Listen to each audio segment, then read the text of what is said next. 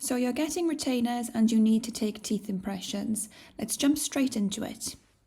First of all, let's check that you've got everything inside your impression kit box. 1 pair of gloves, 1 cheek retractor, a base and catalyst putty, 2 mouth trays, 1 for the top and 1 for the bottom.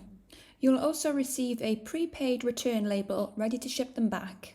Before we get started, make sure you have access to a clock, keep your hands clean, brush your teeth and check that the impression trays fit your mouth. Step 1. Put on the gloves included in the impression kit to avoid any putty getting on your hands. Step 2. Pick up a base and a catalyst putty. Make sure that the catalyst has white putty and the base has blue.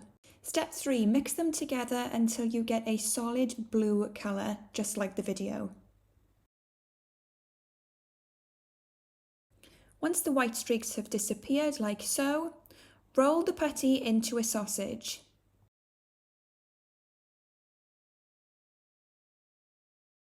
Step 4.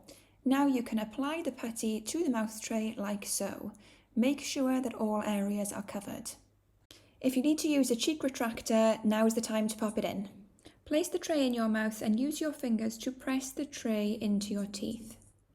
Set a timer for 4.5 minutes. Once done, remove the impression tray in one swift move. It should look something like this. If you need retainers for the top and bottom, then it's time to move on to the top. Exactly the same procedure, mix the base and catalyst putty together into a sausage and place in the tray.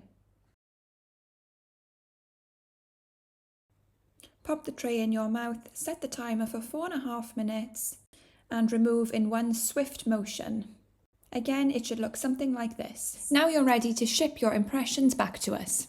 If you have any questions about the impression taking process, please leave a comment below and we'll get back to you. Don't forget to follow our social channels linked in the description box below.